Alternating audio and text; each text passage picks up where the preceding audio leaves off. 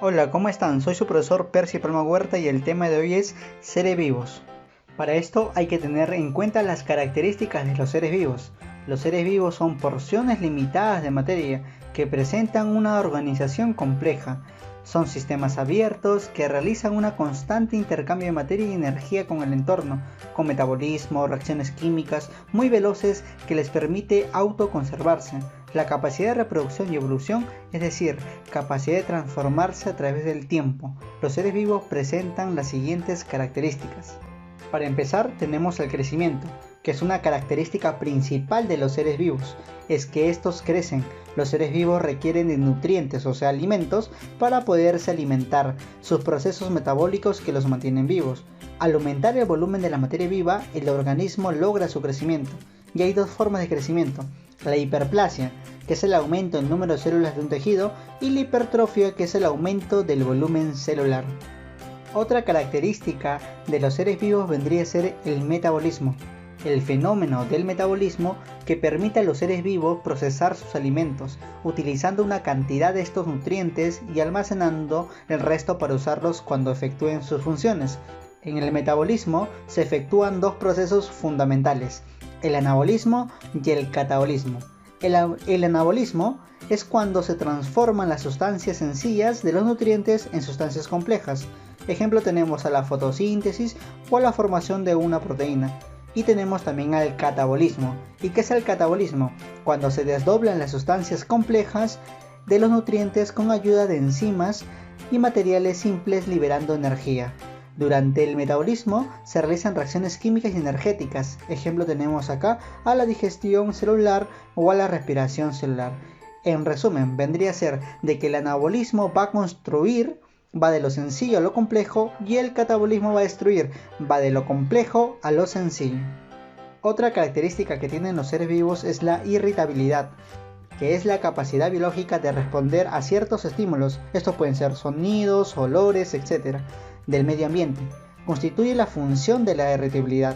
Por lo general, los seres vivos no son estáticos, son irritables, responden a cambios físicos o químicos. Por tanto, tanto en el medio externo como en el medio interno. Los estímulos que pueden causar una respuesta en las plantas y animales son cambios de intensidad de luz, de ruidos, sonidos, aromas, cambios de temperatura, variación en la presión, en fin. Estos cambios producen lo que se le conoce como irritabilidad. Otra característica fundamental de los seres vivos es la reproducción. Los seres vivos son capaces de multiplicarse, o sea, reproducirse. Mediante la reproducción se producen nuevos individuos semejantes a sus padres y se perpetúa la especie. En los seres vivos se observan dos tipos de reproducción: la sexual y la asexual. La asexual es la que se da sin sexo, y la sexual es la que obviamente se intercambian dos materiales genéticos provenientes de dos progenitores. En los ejemplos de reproducción asexual tendremos a las bacterias, a las esponjas, a los hongos, a las plantas, y en los ejemplos de la reproducción sexual tendríamos a los animales y a las plantas también.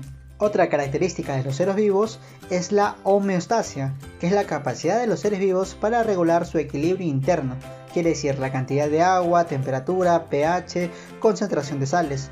Cabe recordar que el ser humano presenta en función al agua aproximadamente un 65% de su peso corporal. Otra característica de los seres vivos viene a ser la adaptación. Las condiciones ambientales en que viven los organismos vivos cambian, ya sea de lenta o rápidamente. Estos organismos pueden ser ocasionados por un incendio, una tormenta, que baje o suba la temperatura como una sequía. Los seres vivos deben adaptarse a estos cambios que ocurren en el medio que los rodea para poder sobrevivir. Al proceso por el cual una especie se condiciona lenta o rápidamente para lograr sobrevivir ante los cambios ocurridos en su medio se le llama adaptación. Cuando se habla de este fenómeno, no se habla de ningún cambio en la forma del organismo. Si cambiaran su forma, sería debido a una mutación y no a un cambio en el medio ambiente. Bueno, muchachos, pasemos a la pregunta de clase. Pregunta número 1. Nos dice: ¿el nivel químico es un nivel inerte? Un ejemplo de este nivel es...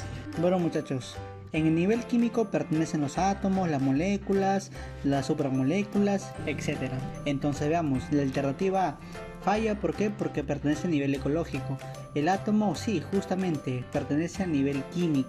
La población falla porque también pertenece a un nivel ecológico, la célula falla porque pertenece a un nivel biológico, los tejidos de igual manera pertenecen a un nivel biológico. El único el cual pertenece a un nivel químico vendría a ser el átomo, el cual sería nuestra respuesta. Siguiente pregunta. Problema número 2. Nos dicen, es una fase del metabolismo donde se forman sustancias. Para esto, muchachos, hay que recordar, si las reacciones químicas son para fabricar moléculas, se refiere a la fase del anabolismo. Y si las reacciones químicas son para romper las sustancias, entonces se refiere al catabolismo. Siempre recordar, muchachos, catabolismo, cata destruye, y anabolismo, ana construye.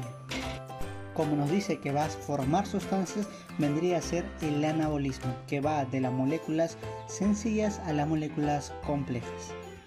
Siguiente pregunta. Pregunta número 3 nos dice, es la característica del ser vivo por el cual se transmite información a sus descendientes. Evidentemente viene a ser la reproducción, ya que la reproducción va a perpetuar la especie, con lo cual los padres o progenitores van a transmitir la información genética a su descendencia. Por lo tanto, la respuesta vendría a ser reproducción. Siguiente problema. Problema número 4 nos dicen, es la característica del ser vivo de tener un equilibrio constante en sus células. Veamos, muchachos, la reproducción no, porque sirve para transmitir información genética a sus descendientes. La evolución no, porque tendría que depender de la adaptación. La homeostasis sí, efectivamente, esta vendría a ser nuestra respuesta, ya que para mantenerse vivos y funcionar eficazmente, todos los seres vivos deben tener internamente en equilibrio sus cuerpos. Y si hablamos de esos cuerpos, estamos refiriéndonos también a sus células, por lo que nuestra respuesta vendría a ser homeostasis. Siguiente pregunta. Pregunta número 5 nos dicen, es la característica del ser vivo por la cual las células aumentan su masa. Evidentemente viene a ser el crecimiento. Recordar, muchachos, que todos los seres vivos en algún momento crecen. El crecimiento depende de la habilidad de metabolizar o cambiar el material externo a energía. Los seres vivos crecen de manera estructurada, descrita en el número de su complejidad y organización, por la cual la característica principal de un ser vivo por la cual las células aumentan su masa vendría a ser el crecimiento. Bueno, muchachos, hemos llegado al término de la clase. No se olviden de presentar sus trabajos y sus tareas, los estaré esperando. Muchas gracias.